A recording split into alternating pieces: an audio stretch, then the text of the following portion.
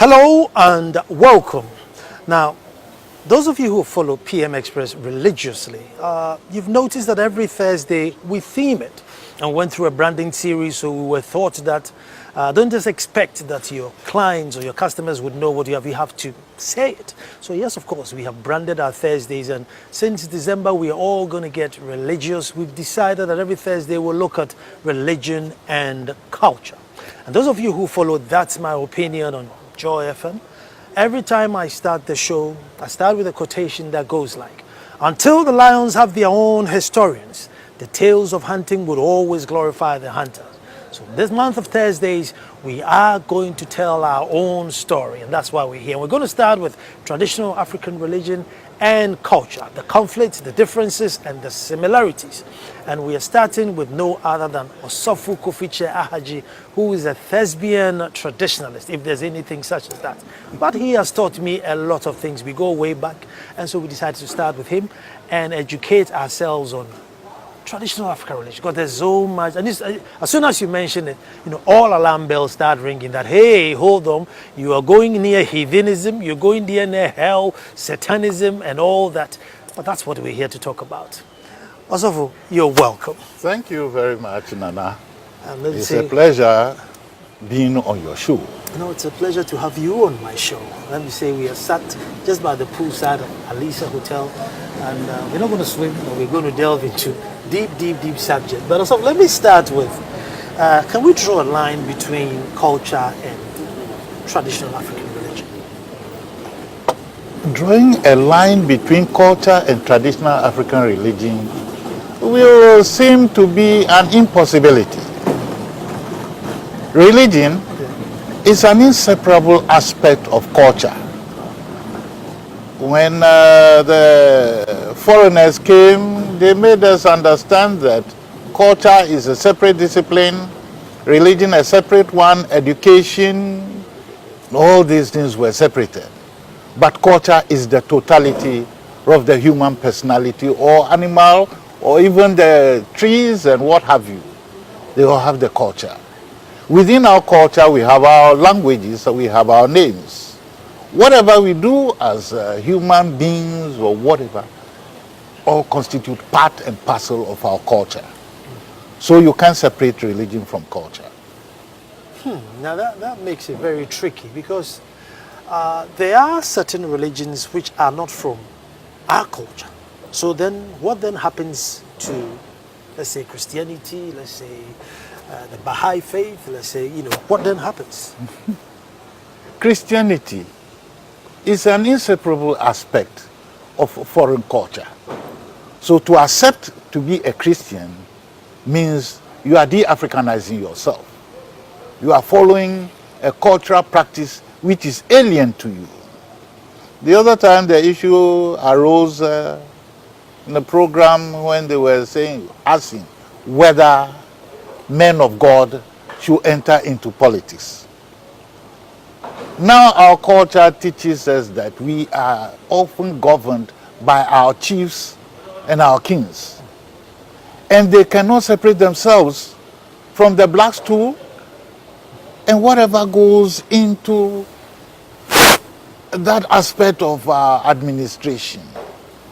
So when you say that you are going to involve men of God, those are the Christians, in politics, the politics we're talking about is the white man's politics, and that is his culture. That's why today we can have India as the largest democracy in the world. Then you ask yourself, what becomes of America, Greece, and all these ones? Are they not democracies? They are supposed to be democracies. But what they've done is to export what they think is good for the Indians. What they think is good for us, so they tell us that we must be democratic. But our chiefs are democratic. The chiefs don't come out from the moon or the outer skies. They are part of us. And we have a system whereby a chief rises to that position. When he goes off, there is a system which we follow in replacing him. You cannot be a chief and say that you are not going to abide by the dictates of the black stool or the religious practices associated with our system of governance. All right? Yeah. So what we are doing today, what we have in this country today, is borrowing other people's culture and superimposing it on ours. You see, one then argues is that our culture has become very static, and that times have moved on so much. Should we? Which aspect of the culture is static? Well, I mean, our language, for instance, is not growing. As new things are coming, we don't have new words for, new inventions. Therefore, you have to supplement it with either a French one or an English one. Now let me ask you, what is the origin of the word canopy? I don't know. Canopy is not an English word. I see. Now I tell you that the father of Imhotep was Canopy. They call him Canopy. Canopy in ancient Egypt only represented the jar which contains the decaying part of the human being. You know that during ancient Egyptian era, there was the mummification. Yeah. So you have to take all those parts of the body which will just destroy the preservation. So they put them into a jar. When the white people got there and they heard that the name of the jar is Canope, so they said, no, this is the canopic jar. The jar which contains the car of the human.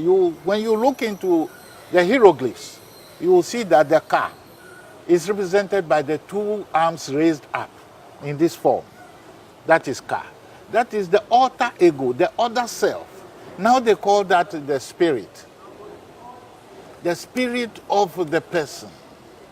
When they take off your hair now, hair of a dead person, and you want to travel with that hair, you will be in trouble. Have you experienced that one? No. Okay. Just take the hair and the fingernails of a dead person and try to sit in a vehicle traveling with it.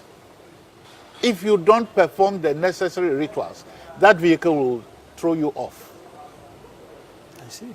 Because that is the spirit of the person. So you'll see that someone is dead. When you look at the fingernails, you see they are still growing. The hair is still growing, which means they are separate from that thing which had left that body. They grow on their own. And those are the things we must study. Now when we come back to the question, now let us look at the construction of the pyramids. Who constructed them? They were surely not the white people who brought us their concept of education. No.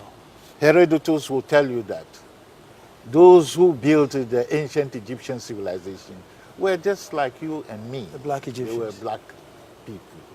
Where have they gone to? They embarked upon the Exodus. If they went across the Red Sea, the land of Jordan, Israel, Saudi Arabia would have been the land of the Semites, complete blacks. But today is the land of the Semites. And Ali Mazrui said the Arabs cannot be defined by the texture of their skin. We as blacks, we have something which is very unique. Now there was a fear of the sun. You see, the sun has given us a shade. We have that thing in our body which is known as the melanin, which links us up to the ultraviolet rays of the sun, so we can't get skin cancer when we are, even when the sun's rays are 100 degrees, no, we don't have. So we have that song which says that, this is my island in the sun. Harry Belafonte.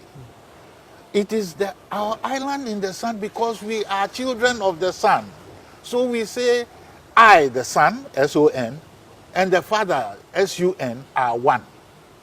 And the white people took that one and transpositioned it and said there was somebody called Yeshua ben Yosef or Jesus the Christ who said, I and the Father are one. Before that, we had already said it? It has been there. Go and take the hieroglyphs. where Sir Wallace Bedge brought all the things he had presented today as the Holy Bible. You will get everything in there. The book of Psalms, which was supposed to have been written by David and Solomon, you will get all in there. They have been written down. In fact, when you look at this one, what is it? The oldest known Bible goes online. Where did they get it?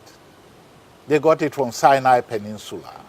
And Sinai, up till today, is part and parcel of Egypt. So if the Bible came out of Egypt, what are we being told? Why are they lying? It means that what came out of Egypt is not what is being presented to us. So you go into the book of Samuel, the first book of Samuel, chapter 1, verses 1 to 12. They will tell you that Samuel was born out of the magnanimity of the deity in the shrine. But today they say it's the temple of God. Let's admit that one. All the things which are said today that the Trokoshis are doing is the same thing which Hannah said in the Bible. That the son given to him by that energy, that son, no razor is to touch the hair. And that is what we have. Now we have the Rastafarians, the children of Ra. They don't shave their hair. But that was what was done in the Bible. That was what our ancestors do. Today, if your wife does not give birth, you have a marriage and several years you are not having any child, go to the shrine.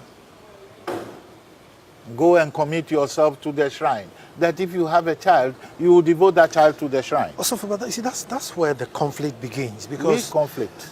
Because you see, the shrine is deemed to be not godly and therefore Hedonic. So Who deems it to be? because society, I don't know where. Which part of society? Have you read King Leopold II when you were sending the missionaries to the Congo? I have read it. You read? Yes, I have read And it. he tells them that don't teach the African the knowledge of God because he already knows God. He knows to kill is bad. He admitted all those ones. And he says that go and tell them the gospel, that it is better for you to be poor to enter into the kingdom of God than to be rich. So that they don't compete with the Belgians on the riches of our land. Today you go to Obuasi, who owns the mines there? It is the white man who says that, no, don't be rich. You always be poor. I will take care of you. So when you go and pay your tithe, the tithe is used to develop Belgian businesses. And they come back and give you what they call our loans. They call loans. And you are very happy with it. You are happy with your own wealth which they have taken away from you and brought back to you as loan, and you pay 3 or 5 times the amount they took from you. And you are happy, and you say that they are glorifying you. They have brought God. Who told you in the first place that God is not omnipotent? Did anybody tell you that? No. Did anybody tell you that God is not omnipresent? No. Did anybody tell you that God is not the all-seeing one? But Who told you God discriminated against you? But God never seemed to be, around West Africa, in the olden days. He was always seemed to be Egypt and Israel and, Barcelona and, those places. He wasn't sort of, You in introduced West this Africa. program by saying that until the lion comes out with his history, the hunter will always be the boss. So when they brought what they call their story must always claim that God lives with them and not with you. I have just shown you that in the book of Samuel, Hannah went to the shrine. You will choose to call that one a temple. Fine. That is your problem. But it's a shrine. And it is still happening here. So who says that God lives just somewhere else? If he lives only in Europe or the Middle East, then he is not an omnipotent God. Then he is not omnipresent.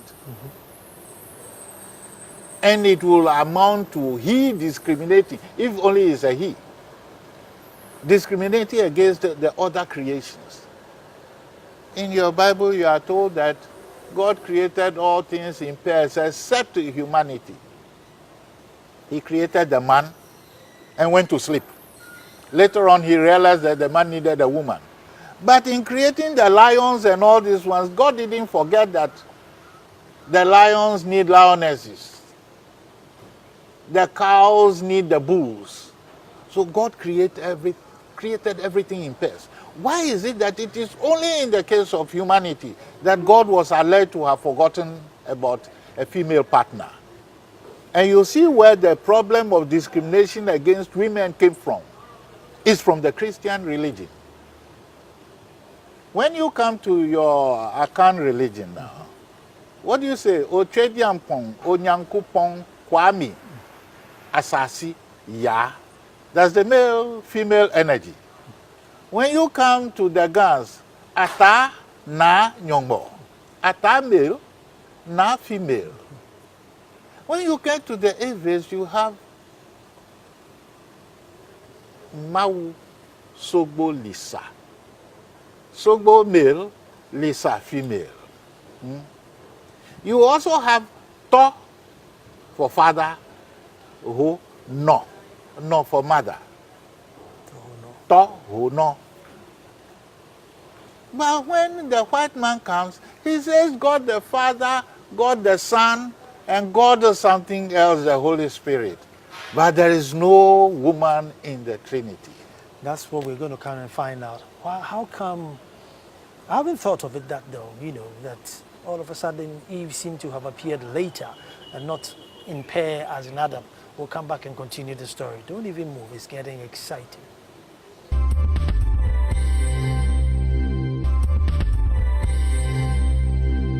Well, thank you very much for staying. Of course you stay because it's getting really intriguing. Even I stayed.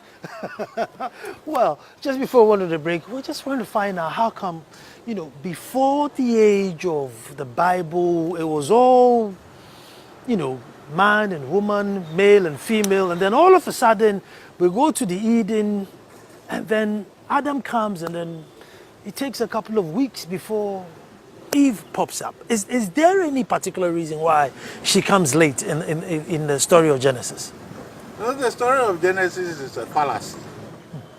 Now we have a book known, authored by Sir Wallace Berge, and he named that book the Book of the Dead, or the Book of Life and Death. Why did he name it the Book of Life and Death?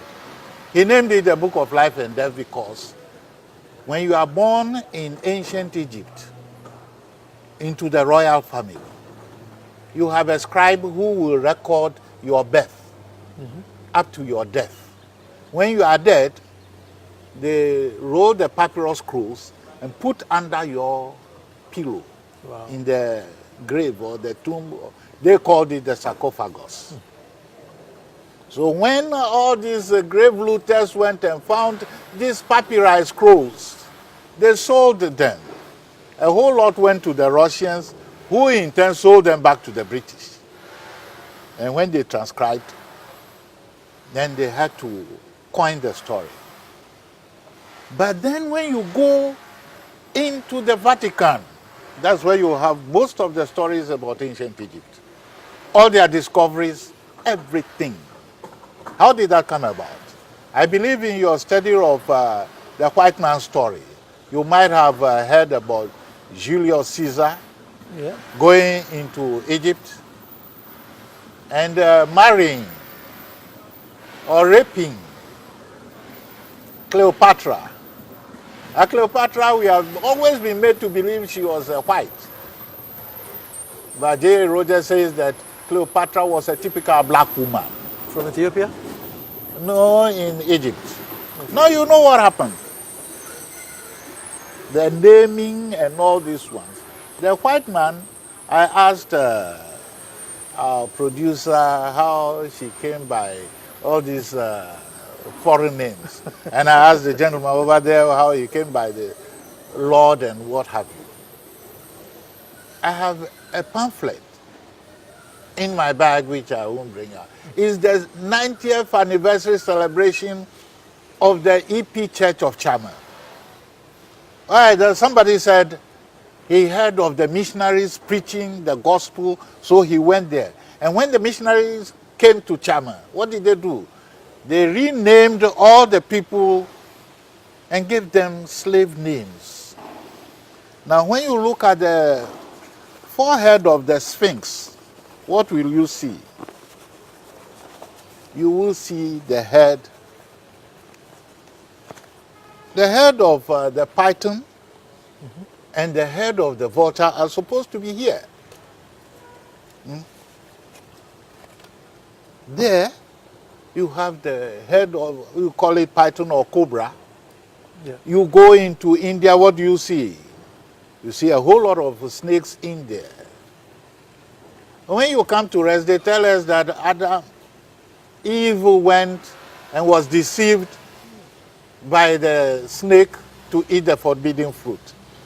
But I would like to let it be made clear that you, Nana, when you are in your room, you can be in your room with a snake or a python. You can live for so many years.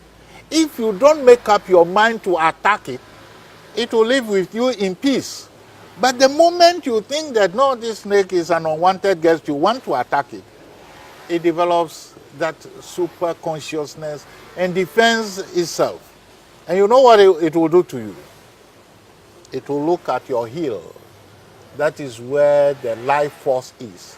And when it bites there, you are gone. But you can live with the snake. It won't do you anything. Now, to divert us from that story, they said it was the snake which went and deceived Eve. Where did all that story come from? When Cleopatra, I was talking about Cleopatra and Julius Caesar, they had a son called Caesarus.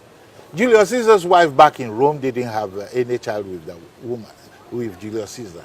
So when he came and got Cleopatra giving him a child, he said, no, I will stay here. Then the Romans said, no, you as our general, you can't go and live with a woman. Come back home. When he got back home, Cleopatra wanted to prove her loyalty to him. So she gathered the scribes with all the inventions and what have you, and sent them to Rome to show them that, oh, in fact, she is actually in love with Julius Caesar. It was at that point that they killed Julius Caesar. And what did Julius Caesar say in the final stages? She asked Brutus, Ete Brute, and you Brutus too? You have bought into that story? And Brutus stabbed him to death. Then Mark Antony went and married Cleopatra so that they can continue and understand the mentality of ancient Egyptians who built the civilization of the Nile Valley. They have got their stuff. When you go into the Vatican today, you go into the underground, you will still find those papyrus scrolls. We have a papyrus called the Turin Papyrus. I don't know if you know what a papyrus is. What, the bark, you know, like the beaten bark? No, Right? it is a plant. It grows with the leaves standing on top of it. Like what my people use in making the cha-cha, that mattress. But this one is triangular. So you remove the back and you cut the inner stuff. Soak it in water 2 weeks. You put a weight on it. Another 2 weeks, you take it up, you have made paper. And you have papyrus growing along the Nile in the Lalibela region of Ethiopia in the Tana Lake. And papyrus is such a plant that crocodiles don't drink water. You know that one, I believe. Yes. Okay. So papyrus soaks water. When you read in the Bible, they said, and Moses was taken and put into a basket in the river. And the basket was made out of papyrus. The reason was that the crocodile will not come and attack that child in the basket. So when all these things were taken, then they started renaming them. You have a German Ebers papyrus. Ebers is a German. Papyrus does not grow in Germany. So where did they get it from? You have some white Americans in Chicago and all this one. They all have papyrus named after them. The medical papyrus is named the Smith papyrus. Why? Because they want to obliterate your great-grandfather's contribution to civilization. Then they tell you that, oh, you people were living naked. Go into WikiLeaks and you will see that ancient Egyptians who were blacks were clothing themselves at the time that these white people were naked. Today they tell us that they brought us clothing. And unfortunately we have bought into that one. And we are glorifying them. Also, was traditional African religion adapt? I mean, would we accept African culture, not religion. African culture? African culture. Will we accept, like, if someone is Buddhist, if someone is a Catholic, someone is a Presbyterian? Because, you know, like, if you're a Christian, it's, you know, it's Christianity or nothing. Islam will say it's Islam or nothing. You know, how adaptive is the African culture? African culture believes in the totality of the human being. The African believes that God is omnipotent. God never discriminates against anybody. So if you come, he receives you. I believe in your village you might have some strangers, and he comes looking for land to farm. Say, oh, you two go and farm over there. So when the Greeks came to inhabit that portion we called Northeast Africa, so okay, you live here. But the only thing they insisted was that when you come, before you can enter into the temples, you must be circumcised. If you are not circumcised, please forget it. You can't enter into the sacred temple. So African has always been receptive, because it is out of the belly of the African that all the other races came from. So when you come, you say you are a Buddhist. But who is a Buddhist? What is the meaning of Buddha? I haven't researched that far. If you research, you will not find it. It simply says, respect the snake. So if we are respecting the snake, we know from way back from Egypt coming down to this place, you know we created a home for the snake deity. You know where that snake deity is? Oh, you should know. It's Dahomey. The home of the snake, Dahomey. You have the snake temple here, then opposite it, you have the Catholic Cathedral of Vida. When Pope John Paul II came down to Dahomey, he got down from the car in front of the cathedral, and they were expecting him to enter into the cathedral. He went behind the car and went and paid obeisance to the snake deity. You go in there and you see all these huge pythons. They glorify the snake deity. Then Pope John Paul II said, we have all the powers and the energies, but we are not making use of them. We allow ourselves to be taken for jolly good rights, and we are glorifying our oppression. We have the Snake River in Egypt. They changed the name and called it the Nile. But ancient Egyptians said that river flows like a snake which has gone to take its waters from the highlands of Ethiopia and comes down to the sea. So they called it Sedan, the divine snake river. The Greeks said, no, that name is showing something, so let's change it to Nile. And unfortunately, some of us have bought into that joke, and we say that the Nile actually means Nile. You call it anything. The white man gets glorified. He is happy that you are following his story and you are bandying it about, but he knows what he has done to you. And he has taken your mind away from yourself. And you have become a slave. So Bob Marley will tell you, emancipate yourself from mental slavery. Osofo, you see, one thing that Christianity professes is love your neighbor as thyself. So, I mean, whether you were... Were we not loving ourselves? I just cited the example that when somebody comes to you in your village, you give him a place to live. Was that not love? Yes. So what did Christianity bring which is different from that one? All Christianity succeeded in doing is to demarcate a place and call it their own. Whereas we live freely. They come, they say, no, this place is the parish of whatever, and they fence it.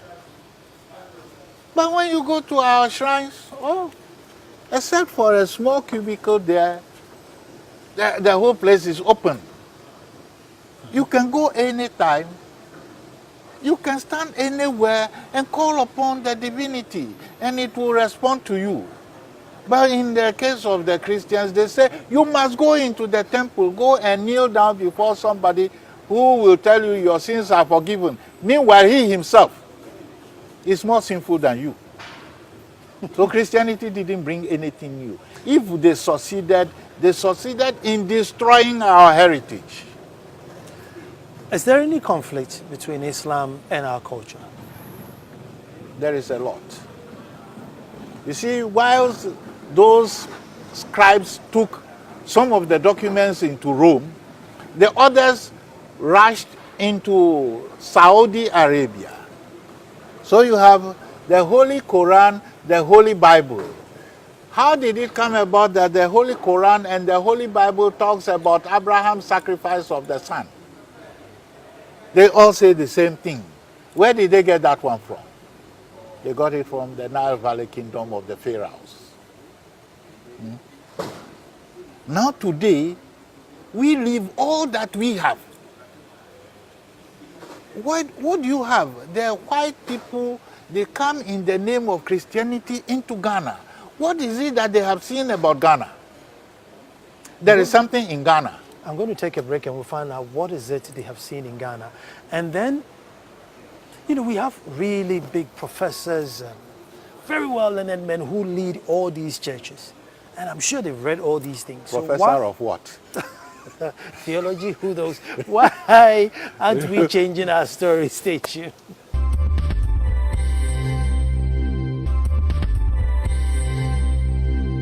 The Akpalu music. If you go to Akachi today, all the lyrics of Akpalu music have been changed into Christian music. No, there is this divination system. When you go to a diviner... Anyway, thanks for staying, but we are back, because you know what, the conversation never ended. So we're still on. You know, thanks for staying.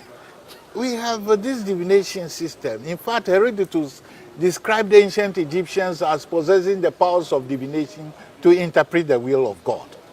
Right? The divination system, you have a combination of Sa and Woli.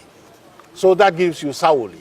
And when you go to the diviner and he divines Saoli for you, he tells you that you are about to embark on a project or a travel. If you don't make the necessary sacrifices, don't go. So there is a song that Saoli told you not to go because there is a pitfall there. If you went, you will meet it. They have changed it and put Jesus there. That Jesus is inviting you to come to him in heaven. But that is not the song. There is another one, another Bengle. They have changed it. That I have received Jesus. Bengle says that he is in trouble. He doesn't have people who will listen to him. Now they say that I have received Jesus. I will flow freely into heaven. Huh? That is not what we are expected to do. You will get some in the account lyrics too. Everywhere we are changing. We are changing because we have become, with due reverence to your viewers, we have become exceptionally stupid. We have refused to accept what the creative energy called God has given us. And we are accepting everything which the white man tells us. You see, you say God is giving us, and I face this challenge every day because anytime I say I'm a chief or I'm a traditional ruler, I find people sympathize with me, those who want to redeem me or probably exorcise me because, I'm Nana Sakwa and not David, Solomon, or, Isaac or something like that. And even though I can't pinpoint who said this or who started this, also we can't move away from the fact that that is the norm that, look, so far as I am a chief and I'm a custodian of a black stew, it is not godly enough. Did we not have King David in the Bible? Yes, we did. Was he not a Christian or he was a Jew? I think he was a Jew. Now, up till today, don't we have even the Queen of England, the Queen of Belgium? Are they not supposed to be Christians? Yeah. Why do they have queens and kings? We have the Prince Charles, and when the wife was going to give birth, it became a whole hula baloo, and they had the effrontery to come and tell us that we must practice homosexualism. They should have practiced homosexualism, and his wife will not have given birth. And all the hula baloo about that royal child will not come. But they come and tell us we must do that one. Why? So that our population will reduce. We will not be interested in the wealth that we have in our side of the world. We were to come back to the question of why Ghana is important, and we will come back to that. Now, if they continue telling us this, and we continue imbibing, we will continue to live in a fool's paradise. Why is Ghana so important that everybody wants to come to Ghana? Where was Egypt? The ancient Egypt.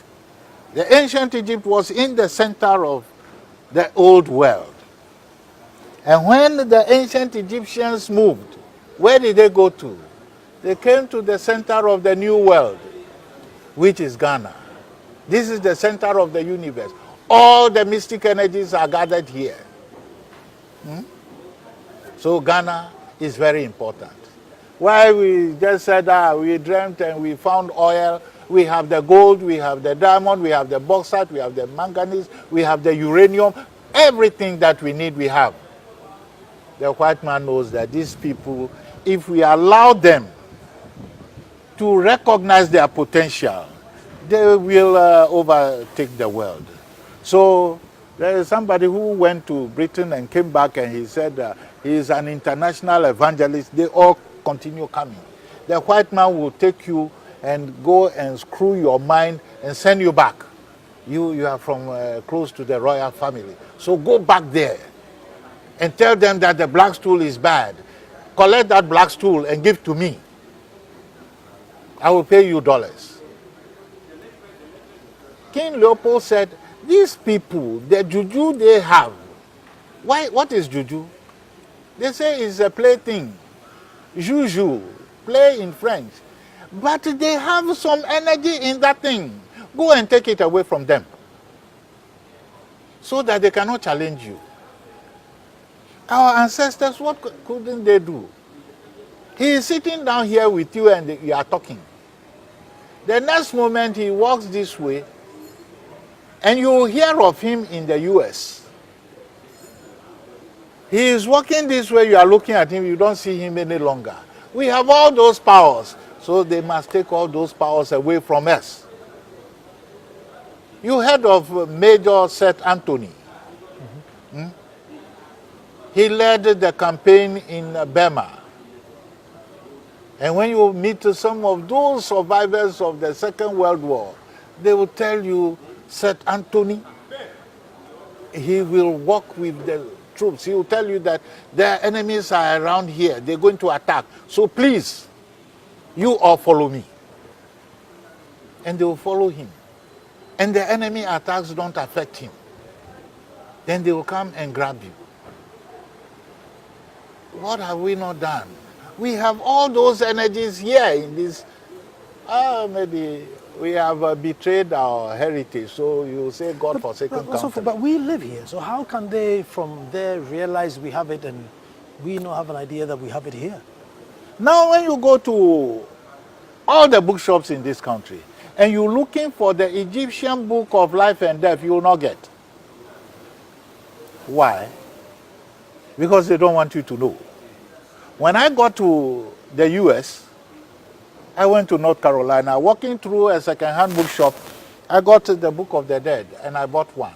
I showed it to a driver friend. He said, no, this is not the correct one. There is another one. I saw a bigger one. I bought it. Then one professor from North Carolina University, he said, oh, but this is just a small bit of it. And he took me to the African American library, and I saw a huge one. So they have all these things. And you see, we didn't go to Egypt to go and take anything. We came with our minds and with our divination materials. They went and they lifted the mountains. Because every part of Egypt, those rocks, they contain all the sacred writings. So when the Romans had all these papyrus texts and they felt that they have got the thing, Martin Luther got to realize that, oh, after all, what you said was given to you by God is the same thing which has been written on the rocks. So he said, okay, then if you form your Catholic Church, I will start with my Reformation. And when the British also got to realize, oh, after all, the thing was not given to you by God. It is in Egypt. Then they went and took some. The Americans said, we will also take some. Then the Americans sent ships and were lifting. You remember just October 22nd. You know the importance of October 22nd? No. In the Rosicrucian diary. February 22nd, October 22nd are the days of the solar lumiere, the day the sun god will take his meal on the altar. So the Rosicrucians will fly all the way from California and every part of the world and assemble in Egypt into the temple where the sun god has his altar. And they will go and receive their blessings from there. Then they come back and tell us that, no, we are worshiping stones and what have you.